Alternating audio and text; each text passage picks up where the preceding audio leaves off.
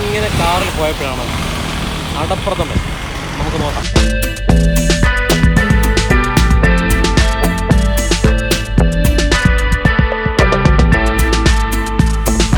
ചൂട് പായസം, അടപ്രഥമൻ. ചേട്ടാ ഇതെന്താ, എന്തൊക്കെ സാധനമുണ്ട് ഇതിനകത്ത്? അടപ്രഥമൻ മാത്രം. ആ, വേറൊന്നുമില്ല. നേരത്തെ പായസം ഉണ്ടായിരുന്നു, ഇപ്പം ഇല്ല. ഒരു ഗ്ലാസ് എന്താ വില? 30 രൂപ. ഒരു ഗ്ലാസ് എടുത്ത് കാണിക്കും എത്ര ഉണ്ടെന്ന്.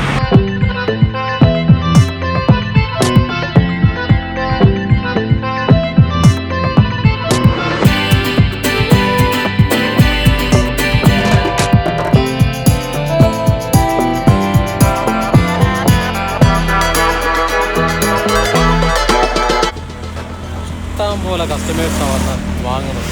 പുള്ളി പറയുന്നത് ഗൾഫ് ജീവിതം കഴിഞ്ഞ് തിരിച്ചു വന്ന് പുള്ളിക്ക് എന്ത് ചെയ്യണമെന്ന് അറിയത്തില്ലായിരുന്നു. പല കാര്യങ്ങളും ചെയ്തു, പക്ഷെ അതൊന്നും വിജയിച്ചില്ല. ഇപ്പം പുള്ളി ഭയങ്കര ഹാപ്പിയാണ് ഈ ഒരു ബിസിനസ് ചെയ്യുന്നതുകൊണ്ട്.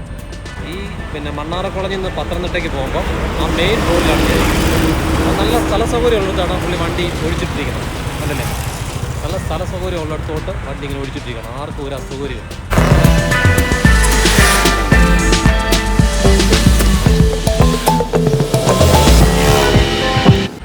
ഒരു ഗ്ലാസ് പായസം 30 രൂപ. അല്ലല്ലേ, അടിപൊളി പായസം. ചേട്ടൻ്റെ പേരെന്ന് പറഞ്ഞേ? മോശമാക്കി. എവിടെ വീട്? കുമ്പളാമ്പുഴ അല്ലേ? ഇത് തുടങ്ങാനുണ്ടായ സാഹചര്യം പറഞ്ഞു. ഗൾഫിൽ നിന്ന് വന്നു കഴിഞ്ഞിട്ട് അങ്ങനെ പ്രത്യേകിച്ച് സാധാരണമൊന്നും ഇല്ലായിരുന്നു.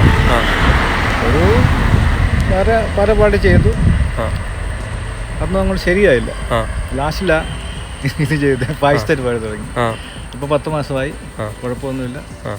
ഇങ്ങനെ കുടുംബം നോക്കാൻ പറ്റുന്നൊരു സംഭവം. അതെ തീർച്ചയായിട്ടും. അപ്പോൾ എല്ലാ ഗൾഫുകാർക്കും ഒരു മെസ്സേജ് അല്ലേ? അത് വേണം തീർച്ചയായിട്ടും. എന്നും ഗൾഫിൽ അത് തന്നെ ജോലി ചെയ്യാനുള്ള ആത്മാർത്ഥത നമ്മുടെ നാട്ടിൽ സുഖമായിട്ട് ജീവിക്കാം അല്ലേ? എന്തും ചെയ്ത് ജീവിക്കാം. അപ്പോൾ ഈ ഗൾഫിൽ പോയി ചുമ്മാ കിടക്കുന്നവരോട് പറയാനുള്ളൊരു മെസ്സേജാണ്. എന്നും നമുക്ക് പറയാൻ പറ്റത്തില്ല.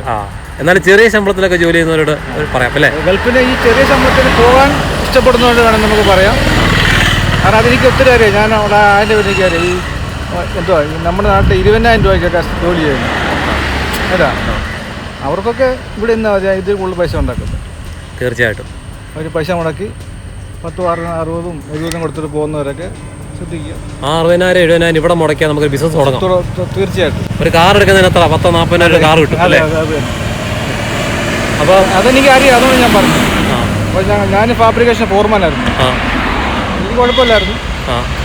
പക്ഷേ അതിന് ബാക്കി പിള്ളേരൊക്കെ നമ്മുടെ നാട്ടിലെ 20,000 രൂപ അത്ര ചിലവും കഴിയും. ചേട്ടൻ ഹാപ്പിയാണോ? ഞാൻ ഹാപ്പിയാണ്. അന്ന് ഹാപ്പി, ഇപ്പോഴും. ശരി, എൻ്റെ കസ്റ്റമർ വന്നല്ലോ.